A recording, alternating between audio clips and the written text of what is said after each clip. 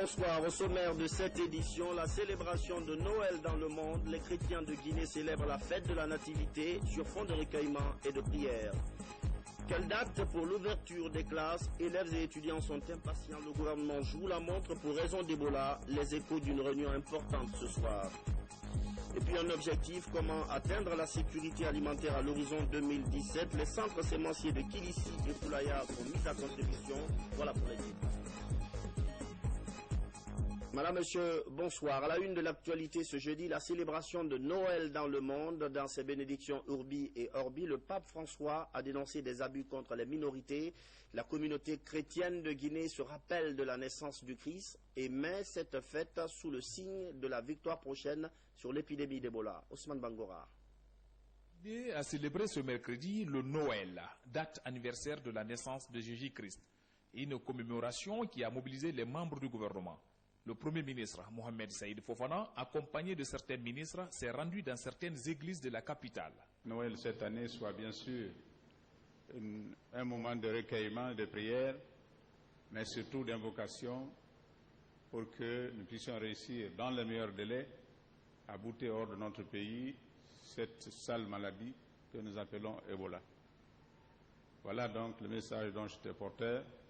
Je joins mes prières et mes félicitations à celles du chef de l'État pour souhaiter à tous et à toutes joyeux Noël en priant que Dieu étende sa bénédiction sur la Guinée et sur chacun d'entre nous ici. Noël est célébré cette année sous le signe de l'éradication de la fièvre hémorragique à virus Ebola. Ici, à la cathédrale de Kaloum, à l'église anglicane, en passant par l'église protestante évangélique de Koulaya, partout c'est des invocations.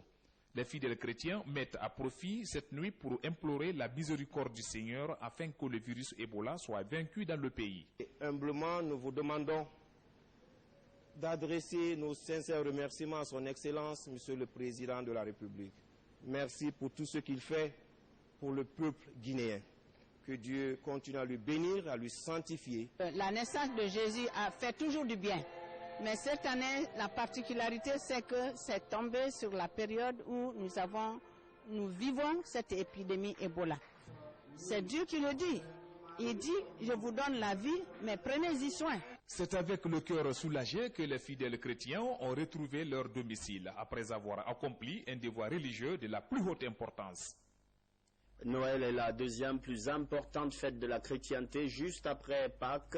Le véritable sens de ce Noël se trouve dans les prières, le regroupement familial et les échanges de cadeaux. Même si en gros, Noël cette année a été assez sobre, certains points importants ont été observés dans les églises. Samara Tolno, Ousmane Bangora.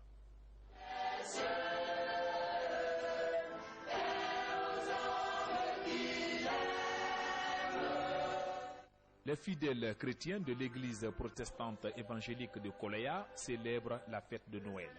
Aujourd'hui, le message porte sur les effets négatifs de la peur dans la vie d'un chrétien. Les Guinéens ont peur de cette épidémie Ebola, nous avons peur. Mais avec Noël, Dieu nous donne l'espoir que c'est possible avec lui, nous pouvons vivre avec lui, surtout en croyant et en obéissant à sa parole. À l'église protestante évangélique de Bessia, Noël est une occasion pour le pasteur d'exhorter de nouveau les fidèles chrétiens à suivre le chemin de Jésus. Jésus est la lumière du monde qui est venu pour éclairer tout homme. Quiconque veut avoir la lumière de Dieu, il doit accepter Jésus-Christ. Sinon, il n'y a pas de lumière de l'autre part. À la paroisse Saint-Augustin de Taouya, une personnalité du Vatican dirige la prière. Le nonce apostolique de Guinée et du Mali encourage les Guinéens à l'union et surtout à la culture de la paix. En joyeux Noël, si nous serons capables d'embrasser ceux qui se trompent, réconforter ceux qui tombent, soigner et accueillir ceux qui sont sur le pouvoir du péché. Malgré les difficultés sanitaires du pays, Noël reste pour les fidèles chrétiens un moment de joie et de bénédiction.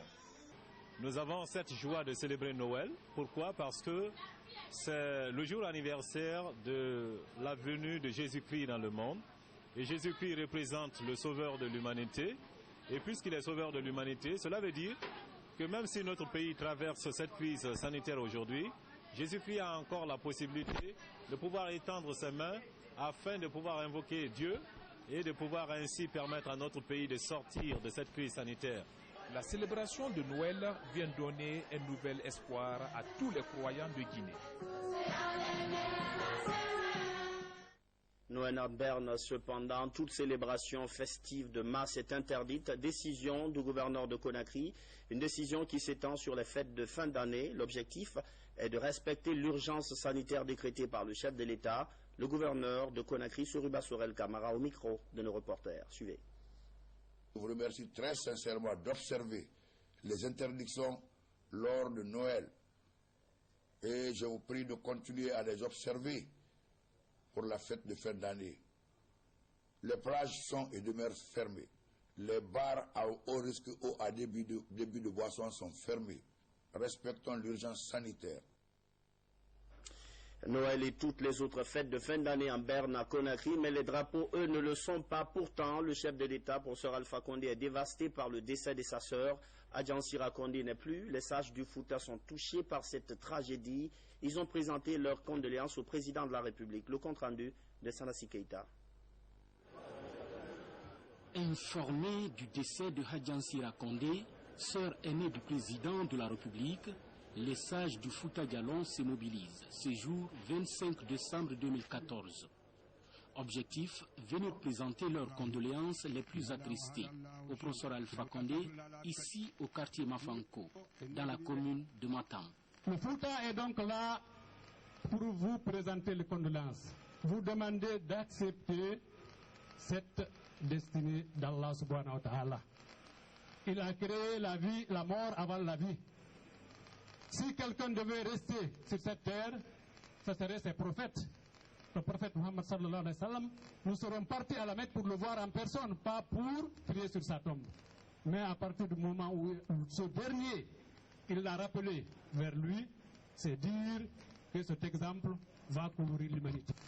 Nous vous présentons les condoléances de tout le Fouta. Tout le Fouta est de cœur avec vous dans cette peine et dans cette tristesse.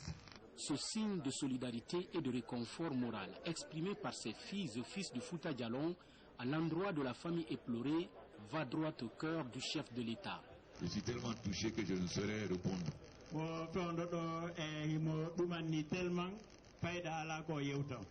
Mais ça me va très profondément au cœur. Et cette journée qui est si pénible pour moi, étant donné le rôle que ma sœur jouait dans ma famille, il a transformé en bonheur. En unissant tout le Fouta pour venir me rendre hommage.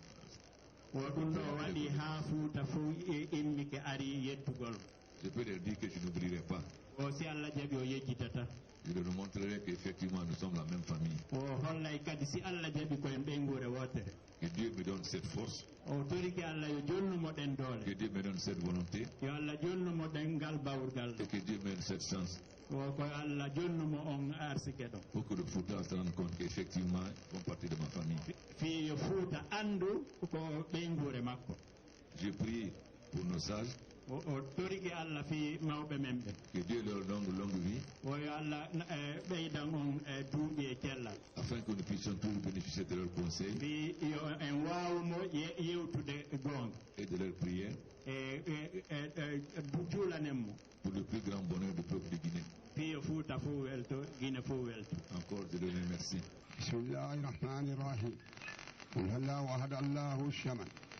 لم يلد ولم يولد ولم يكن له كفوا احد والصلاه والسلام على اشرف المرسلين الحمد لله رب العالمين.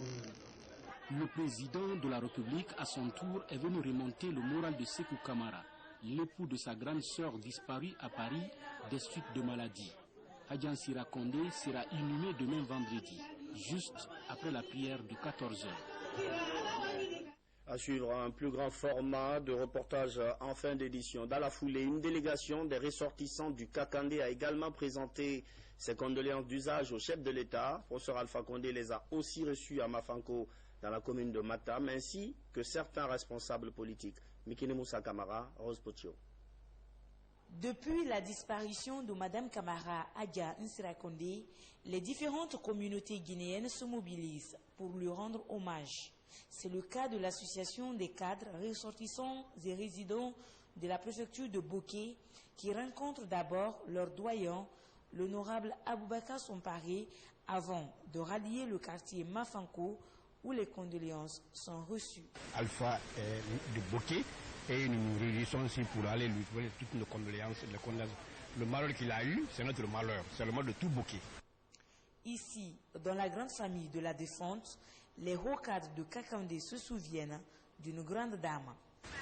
La disparition de Hadja Nsira est pour le Kakandé une grande perte parce qu'elle a toujours constitué un symbole de l'unité, du rassemblement des 15 ethnies de Boké, dont elle parlait presque la plupart des langues. Les enfants de Boké ont toujours trouvé en Hadja Nsira leur maman, plus que leur sœur. Nous, c'est notre nièce. Elle est non seulement notre grande sœur, mais aussi notre maman. Elle était gentille, tendre, toujours disponible. Elle jouait le rôle d'une femme de la famille et de la nation, car elle a toujours joué un rôle de réconciliation. Cette délégation de Boké était composée également de toutes les sensibilités sociopolitiques de la localité, y compris le secrétaire général du parti UFDG de la région qui a parlé des bonnes œuvres de Mme Nsira Condé en faveur des populations de Kakandé plongées dans la tristesse. Paix à l'âme de l'illustre disparu. On enchaîne avec cette ordonnance qui nous vient de la Cour suprême portant mise en place de l'Institution nationale indépendante des droits humains, INIDH. Le premier président de la Cour suprême, vu le préambule et les articles 5 à 26, 96, alinéa 6 à 146 à 148 de la Constitution, vu les articles 4, 5, 6, 7 et 8 de la loi du 14 juillet 2011 portant organisation et fonctionnement de l'Institution nationale indépendante des droits humains, vu les pièces des dossiers fournis et déposés au greffe de la Cour suprême. Considérant que l'Institution nationale indépendante des droits humains a pour mission et vocation la promotion de la dignité humaine, de l'égalité des citoyens, de la démocratie et de toutes les valeurs communes qui façonnent une communauté nationale unie, débarrassée de toute forme d'asservissement et discrimination, considérant que l'INIDH est un organe qui assure en toute indépendance auprès des pouvoirs exécutifs, législatifs et judiciaires un rôle de conseil et de proposition pour la promotion du droit, des libertés, des droits de l'homme et de l'action humanitaire, ainsi que pour le respect des garanties fondamentales reconnues aux citoyens pour l'exercice et la jouissance de ces libertés et droits, considérant que la loi organique L008 CNT 2011 fonde l'action de l'INIDH sur trois grands principes. 1. L'indépendance de l'INIDH inscrite dans la Constitution. 2. Le pluralisme qui justifie que l'INIDH soit composé de personnalités représentant d'organisations et associations issues de la société civile et de l'administration et constituant de ce fait le reflet de la diversité des opinions s'exprimant en Guinée sur les questions liées au respect de la loi et à la garantie des droits de l'homme. 3. La vigilance faisant de l'INIDH l'organisation de surveillance, de promotion, de respect, de mise en œuvre des droits fondamentaux de l'homme en Guinée et de combat contre les atteintes aux libertés publiques.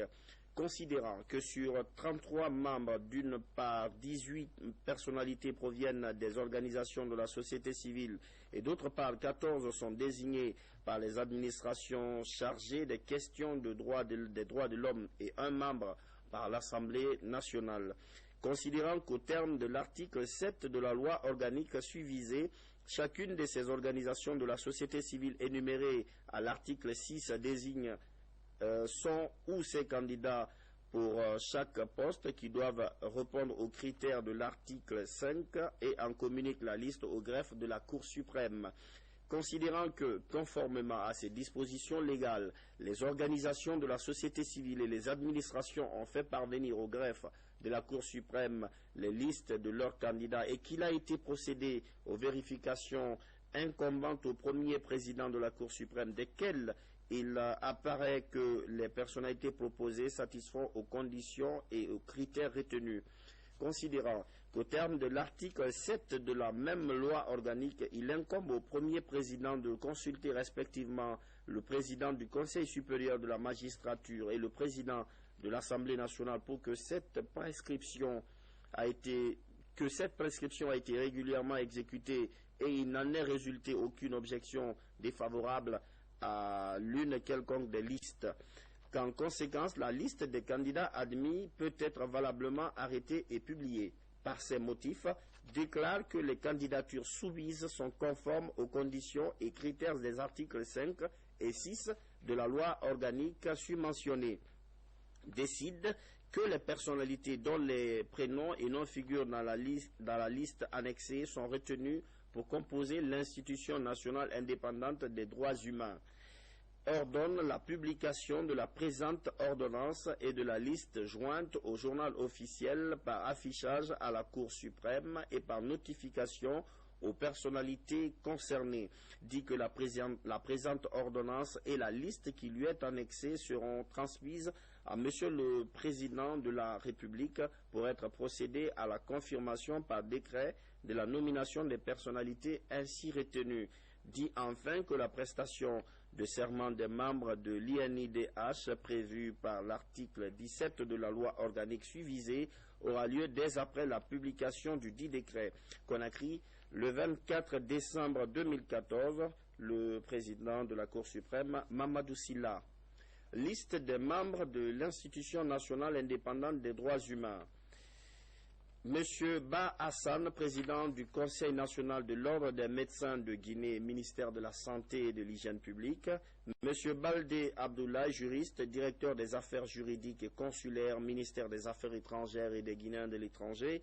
Madame Beavogi Awa, ministère de la Santé et de l'Hygiène publique. Monsieur Barry Mamadou Aliou, président de l'Observatoire national de la démocratie et des droits de l'homme.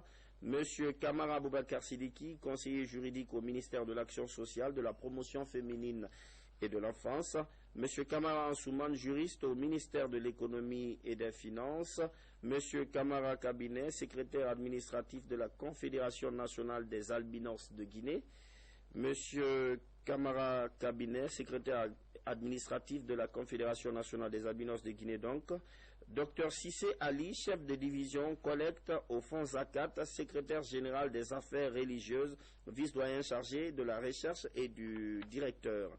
Dr Diaby Alia, master droit de l'homme et droit humanitaire à l'Université générale Lansana Conté de Sonfonia.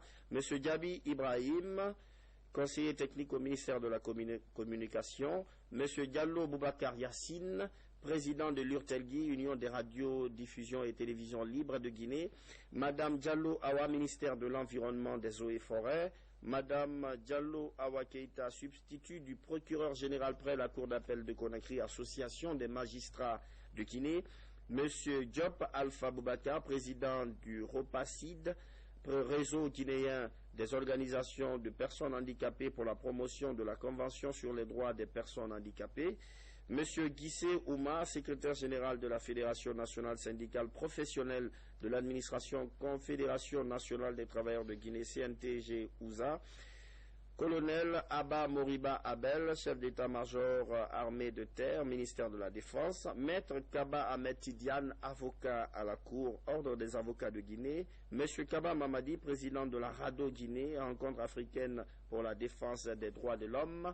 Madame Keita Maria Massiré, enseignante, Conseil national des organisations de la société civile. Madame Kourouma Awadaro, conseillère à la Cour d'appel de Conakry, ministère de la Justice, garde des Sceaux. Docteur Lagifiri Soroya, président de l'ONG Assoir, association de soutien aux réfugiés, aux personnes déplacées et aux détenus actives dans les maisons d'arrêt.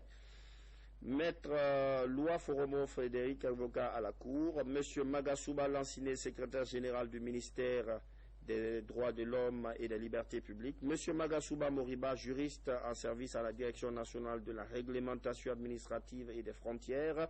Monsieur Mara Fasseli II, directeur national adjoint de l'éducation civique au ministère de l'enseignement préuniversitaire et de l'alphabétisation. Madame Morgane Gomou Fatoumata, coordinatrice nationale du réseau des femmes du fleuve Mano pour la paix. Docteur Sako Ansouman, juriste, enseignant, chercheur, Assemblée nationale. Monsieur Sangare Lansana Sidibé, entrepreneur, président directeur général de ECO-BETAP. Monsieur Silla Mamadou, commissaire de police, ministère de la Sécurité et de la Protection civile. Monsieur Sidibé Laye, chef de cabinet du ministère de la Culture et du Patrimoine historique. Docteur Sotierno Madjou, président de l'OGDH. Monsieur Tolno Jean-Baptiste Mabé, directeur national des affaires chrétiennes. Monsieur Traoré Mohamed, chef de cabinet du ministère de la fonction publique, de la réforme de l'État et de la modernisation de l'administration. On poursuit avec le renforcement de la justice guinéenne, notamment avec ses codes de l'Organisation pour l'harmonisation du droit des affaires OHADA en abrégé. La Direction nationale d'accès à la justice entend surveiller l'application correcte du droit OHADA dans les juridictions du pays. Explication Kiano Younoussaba. Il y a près d'une année que la Guinée dispose d'une commission nationale OHADA pour vulgariser à grande échelle les actes uniformes de l'institution dans les différentes juridictions du pays. Des personnes de bonne volonté ont pu l'initiative. L'Association des juristes en action pour le droit a offert plus de 200 codes aux magistrats guinéens à travers la Direction nationale d'accès au droit et à la justice. La démarche vise à mieux outiller ces professionnels du droit à la bonne application des textes y afférents dans les cours et tribunaux du pays.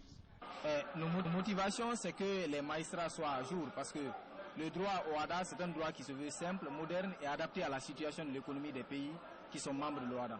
Donc nous, notre ambition, comme ce sont des codes qui sont actualisés, parce que ce sont des codes qui datent de 2014, donc ce sont des codes qui sont à jour, notre préoccupation, c'est que les institutions judiciaires soient aujourd'hui à jour des préoccupations nationales. En plus de ces codes OHADA, plusieurs autres instruments juridiques qui traitent des conventions internationales sur les droits de l'homme sont aussi mis à la disposition des hommes en robe. Des ouvrages qui devront servir de guide aux magistrats dans la consolidation d'un état de droit par le biais d'une justice forte. Ce don de l'eau d'ouvrage a été fait par une association, une ONG, AJAD, qui est très symbolique. Qui est très symbolique parce que ça rappelle un peu l'importance que cette association met à l'institution accès au droit et à la justice, qui est une direction nationale chez nous. Et naturellement, le travail de cette direction va dans le sens de l'approche du citoyen à la justice.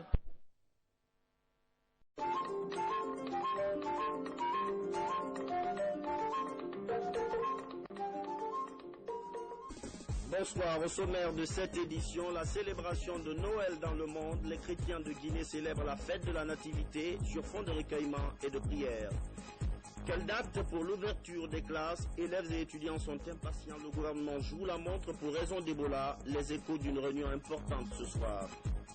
Et puis un objectif, comment atteindre la sécurité alimentaire à l'horizon 2017. Les centres sémenciers de Kilissi et Foulaya sont mis à contribution. Voilà pour les titres. Madame, Monsieur, bonsoir. À la une de l'actualité ce jeudi, la célébration de Noël dans le monde. Dans ses bénédictions Urbi et Orbi, le pape François a dénoncé des abus contre les minorités. La communauté chrétienne de Guinée se rappelle de la naissance du Christ et met cette fête sous le signe de la victoire prochaine sur l'épidémie d'Ebola. Ousmane Bangora. L'idée a célébré ce mercredi le Noël, date anniversaire de la naissance de Jésus-Christ. Une commémoration qui a mobilisé les membres du gouvernement. Le Premier ministre, Mohamed Saïd Fofana, accompagné de certains ministres, s'est rendu dans certaines églises de la capitale. Noël cette année soit bien sûr un moment de recueillement, de prière, mais surtout d'invocation pour que nous puissions réussir dans le meilleur délai à bouter hors de notre pays cette sale maladie que nous appelons Ebola. Voilà donc le message dont j'étais porteur. Je joins mes prières et mes félicitations à celles du chef de l'État pour souhaiter à tous et à toutes joyeux Noël en priant que Dieu étende sa bénédiction sur la Guinée et sur chacun d'entre nous ici. Je vous remercie. Noël est célébré cette année sous le signe de l'éradication de la fièvre hémorragique à virus Ebola. Ici, à la cathédrale de Kaloum, à l'église anglicane, en passant par l'église protestante évangélique de Kolea, partout c'est des invocations. Les fidèles chrétiens mettent à profit cette nuit pour implorer la miséricorde du Seigneur afin que le virus Ebola soit vaincu dans le pays. Et humblement, nous vous demandons d'adresser nos sincères remerciements à son Excellence, Monsieur le Président de la République. Merci pour tout ce qu'il fait pour le peuple guinéen. Que Dieu continue à lui bénir, à lui sanctifier. La naissance de Jésus a fait toujours du bien. Mais cette année, la particularité, c'est que c'est tombé sur la période où nous vivons cette épidémie Ebola. C'est Dieu qui le dit. Il dit, je vous donne la vie, mais prenez-y soin. C'est avec le cœur soulagé que les fidèles chrétiens ont retrouvé leur domicile après avoir accompli un devoir religieux de la plus haute importance. Noël est la deuxième plus importante fête de la chrétienté, juste après Pâques. Le véritable sens de ce Noël se trouve dans les prières, le regroupement familial et les échanges de cadeaux. Même si en gros, Noël cette année a été assez sobre, certains points importants ont été observés dans les églises. Samara Tolno, Ousmane Bangora.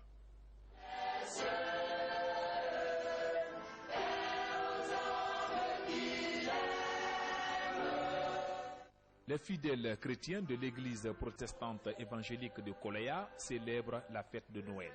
Aujourd'hui, le message porte sur les effets négatifs de la peur dans la vie d'un chrétien. Les Guinéens ont peur de cette épidémie Ebola, nous avons peur.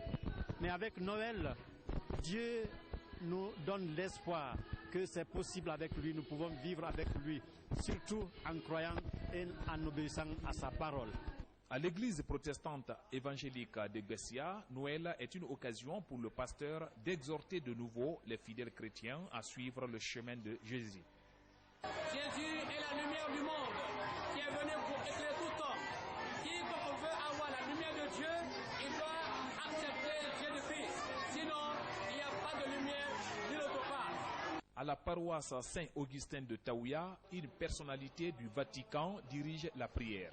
Le nonce apostolique de Guinée et du Mali encourage les Guinéens à l'union et surtout à la culture de la paix. En joyeux Noël, si nous serons capables d'embrasser ceux qui se trompent, réconforter ceux qui tombent, soigner et accueillir ceux qui sont sur le pouvoir du péché. Malgré les difficultés sanitaires du pays, Noël reste pour les fidèles chrétiens un moment de joie et de bénédiction. Nous avons cette joie de célébrer Noël. Pourquoi? Parce que c'est le jour anniversaire de la venue de Jésus-Christ dans le monde. Et Jésus-Christ représente le sauveur de l'humanité. Et puisqu'il est sauveur de l'humanité, cela veut dire que même si notre pays traverse cette crise sanitaire aujourd'hui, Jésus-Christ a encore la possibilité de pouvoir étendre ses mains afin de pouvoir invoquer Dieu et de pouvoir ainsi permettre à notre pays de sortir de cette crise sanitaire. La célébration de Noël vient donner un nouvel espoir à tous les croyants de Guinée. Noël en Berne, cependant, toute célébration festive de masse est interdite. Décision du gouverneur de Conakry, une décision qui s'étend sur les fêtes de fin d'année. L'objectif est de respecter l'urgence sanitaire décrétée par le chef de l'État, le gouverneur de Conakry, Soruba Sorel Camara, au micro de nos reporters. Suivez. Je vous remercie très sincèrement d'observer les interdictions lors de Noël. Et je vous prie de continuer à les observer pour la fête de fin d'année. Les plages sont et demeurent fermées. Les bars à haut risque ou à début de boissons sont fermés. Respectons l'urgence sanitaire. Noël et toutes les autres fêtes de fin d'année en Berne, à Conakry, mais les drapeaux, eux, ne le sont pas. Pourtant, le chef de l'État, professeur Alpha Condé, est dévasté par le décès de sa sœur. Adjansira Condé n'est plus. Les sages du Fouta sont touchés par cette tragédie. Ils ont présenté leurs condoléances au président de la République. Le compte-rendu de Sanassi Keita. Informé du décès de Hadjansira Condé, sœur aînée du président de la République, les sages du Fouta Djallon se mobilisent ce jour 25 décembre 2014. Objectif, venir présenter leurs condoléances les plus attristées au professeur Alpha Condé, ici au quartier Mafanko, dans la commune de Matam. Le Fouta est donc là pour vous présenter les condoléances. Vous demandez d'accepter cette destinée d'Allah subhanahu wa ta'ala. Il a créé la vie, la mort avant la vie. Si quelqu'un devait rester sur cette terre, ce serait ses prophètes. Le prophète Muhammad sallallahu alayhi wa sallam, nous serons partis à la Mecque pour le voir en personne, pas pour prier sur sa tombe. Mais à partir du moment où ce dernier, il l'a rappelé vers lui, c'est dire que cet exemple va couvrir l'humanité. Nous vous présentons les condoléances de tout le Fouta. Tout le Fouta est de cœur avec vous dans cette peine et dans cette tristesse. Ce signe de solidarité et de réconfort moral exprimé par ses filles et fils du Fouta Djallon à l'endroit de la famille éplorée va droit au cœur du chef de l'État. Je suis tellement touché que je ne saurais répondre.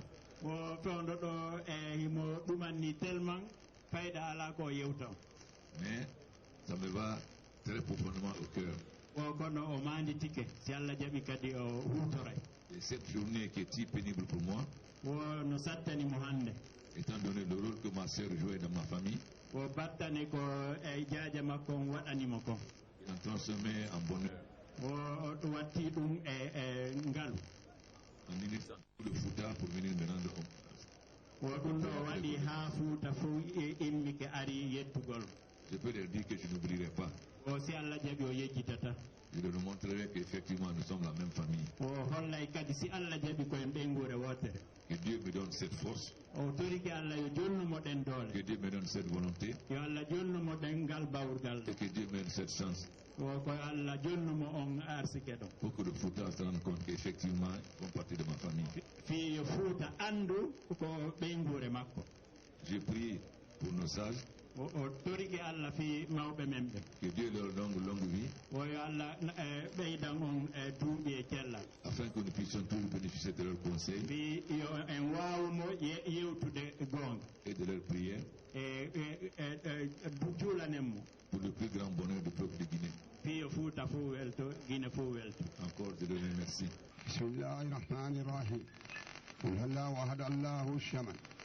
لم يلد ولم يولد ولم يكن له كفوا احد والصلاة والسلام على أشرف المرسلين الحمد لله رب العالمين. Le président de la République, à son tour, est venu remonter le moral de Sékou Kamara, l'époux de sa grande sœur disparue à Paris des suites de maladie. Hadjan Sira Condé sera inhumé demain vendredi, juste après la prière de 14h. À suivre un plus grand format de reportage en fin d'édition. Dans la foulée, une délégation des ressortissants du Kakandé a également présenté ses condoléances d'usage au chef de l'État. Professeur Alpha Condé les a aussi reçus à Mafanko, dans la commune de Matam, ainsi que certains responsables politiques. Mikine Moussa Kamara, Rose Pochio. Depuis la disparition de Mme Kamara Adja Nsira Condé, les différentes communautés guinéennes se mobilisent pour lui rendre hommage. C'est le cas de l'association des cadres ressortissants et résidents de la préfecture de Boké qui rencontrent d'abord leur doyen, l'honorable Aboubakar Somparé, avant de rallier le quartier Mafanko où les condoléances sont reçues. Alpha est de Boké et nous nous réunissons ici pour aller lui donner toutes nos condoléances.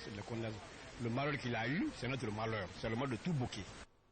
Ici, dans la grande famille de la défunte, les hauts cadres de Kakandé se souviennent d'une grande dame.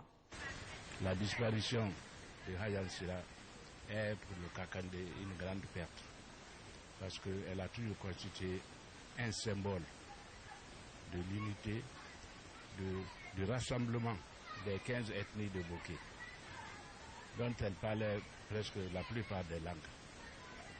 Les enfants de Boké ont toujours trouvé en Hadjan Sira leur maman, plus que leur soeur. Nous, c'est notre nièce. Elle est non seulement notre grande soeur, mais aussi notre maman. Elle était gentille, tendre, toujours disponible. Elle jouait le rôle d'une femme de la famille et de la nation, car elle a toujours joué un rôle de réconciliation. Cette délégation de Boké était composée également de toutes les sensibilités sociopolitiques de la localité, y compris le secrétaire général du parti UFDG de la région qui a parlé des bonnes œuvres de Mme Nsira Kondé en faveur des populations de Kakandé plongées dans la tristesse. Paix à l'âme de l'illustre disparu. On enchaîne avec cette ordonnance qui nous vient de la Cour suprême portant mise en place de l'Institution nationale indépendante des droits humains, INIDH. Le premier président de la Cour suprême, vu le préambule et les articles 5 à 26, 96, alinéa 6 à 146 à 148 de la Constitution, vu les articles 4, 5, 6, 7 et 8 de la loi du 14 juillet 2011 portant organisation et fonctionnement de l'Institution nationale indépendante des droits humains, vu les pièces des dossiers fournis et déposés au greffe de la Cour suprême.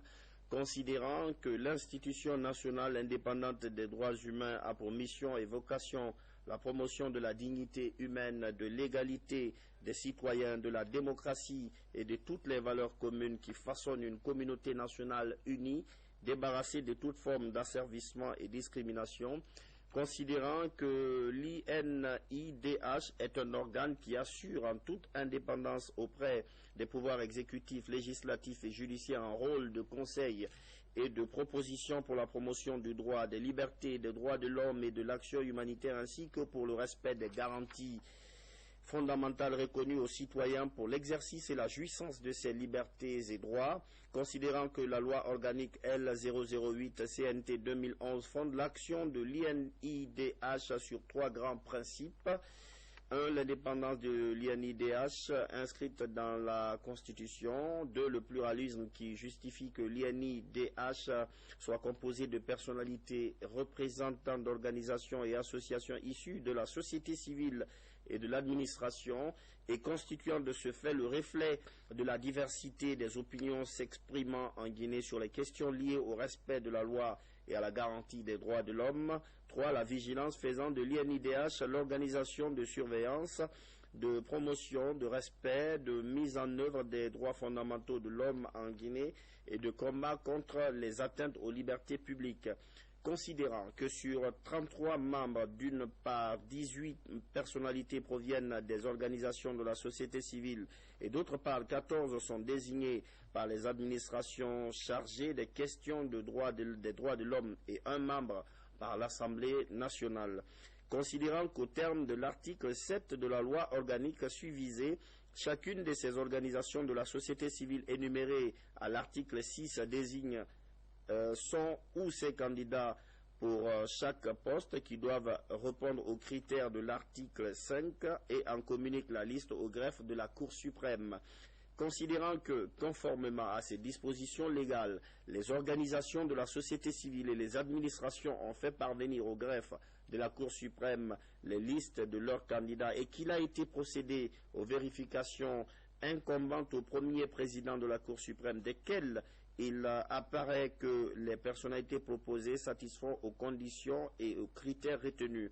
Considérant qu'au terme de l'article 7 de la même loi organique, il incombe au premier président de consulter respectivement le président du Conseil supérieur de la magistrature et le président de l'Assemblée nationale pour que cette prescription a été régulièrement exécutée et il n'en est résulté aucune objection défavorable à l'une quelconque des listes.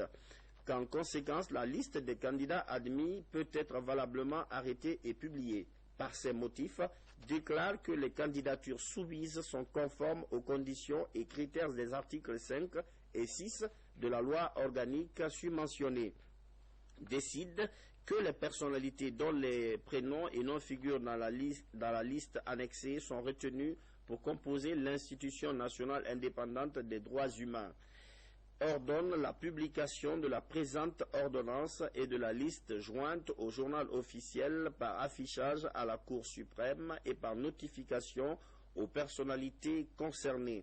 Dit que la présente ordonnance et la liste qui lui est annexée seront transmises à Monsieur le Président de la République pour être procédé à la confirmation par décret de la nomination des personnalités ainsi retenues.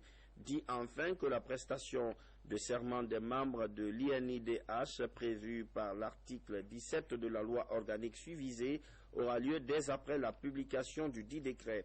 Conakry, le 24 décembre 2014, le président de la Cour suprême, Mamadou Silla. Liste des membres de l'Institution nationale indépendante des droits humains. Monsieur Ba Hassan, président du Conseil national de l'Ordre des médecins de Guinée, ministère de la Santé et de l'Hygiène publique. Monsieur Baldé Abdoulaye, juriste, directeur des affaires juridiques et consulaires, ministère des Affaires étrangères et des Guinéens de l'étranger. Madame Beavogi Awa, ministère de la Santé et de l'Hygiène publique. Monsieur Barry Mamadou Aliou, président de l'Observatoire national de la démocratie et des droits de l'homme. Monsieur Kamara Boubacar Sidiki, conseiller juridique au ministère de l'Action sociale, de la promotion féminine et de l'enfance. Monsieur Kamara Ansouman, juriste au ministère de l'économie et des finances. Monsieur Kamara Kabinet, secrétaire administratif de la Confédération nationale des albinos de Guinée. Monsieur Kamara Kabinet, secrétaire administratif de la Confédération nationale des albinos de Guinée donc. Dr Sissé Ali, chef de division collecte au fonds Zakat, secrétaire général des affaires religieuses, vice-doyen chargé de la recherche et du directeur. Dr Diaby Alia, master droit de l'homme et droit humanitaire à l'Université générale Lansana Conté de Sonfonia. Monsieur Diaby Ibrahim, conseiller technique au ministère de la Communication. Monsieur Diallo Boubacar Yassine, président de l'URTELGui, Union des radios, diffusion et télévision libres de Guinée. Madame Diallo Awa, ministère de l'Environnement, des eaux et forêts. Madame Diallo Awa Keita, substitut du procureur général près la Cour d'appel de Conakry, Association des magistrats de Guinée. Monsieur Diop Alpha Boubacar, président du ROPACID, réseau guinéen des organisations de personnes handicapées pour la promotion de la Convention sur les droits des personnes handicapées. Monsieur Guissé Ouma, secrétaire général de la Fédération nationale syndicale professionnelle de l'administration Confédération nationale des travailleurs de Guinée, CNTG-OUSA. Colonel Abba Moriba Abel, chef d'état-major armée de terre, ministère de la Défense. Maître Kaba Ahmed Tidiane, avocat à la Cour, Ordre des avocats de Guinée. Monsieur Kaba Mamadi, président de la RADO Guinée, rencontre africaine pour la défense des droits de l'homme. Madame Keita Maria Massiré, enseignante, Conseil national des organisations de la société civile. Madame Kourouma Awadaro, conseillère à la Cour d'appel de Conakry, ministère de la Justice, garde des Sceaux. Docteur Lagifiri Soroya, président de l'ONG Assoir, association de soutien aux réfugiés, aux personnes déplacées et aux détenus actives dans les maisons d'arrêt. Maître Loua Foromo Frédéric, avocat à la Cour. Monsieur Magasouba Lanciné, secrétaire général du ministère des droits de l'homme et des libertés publiques. Monsieur Magasouba Moriba, juriste en service à la Direction nationale de la réglementation administrative et des frontières. Monsieur Mara Fasseli II, directeur national adjoint de l'éducation civique au ministère de l'enseignement préuniversitaire et de l'alphabétisation. Madame Morgane Gomou Fatoumata, coordinatrice nationale du réseau des femmes du fleuve Mano pour la paix.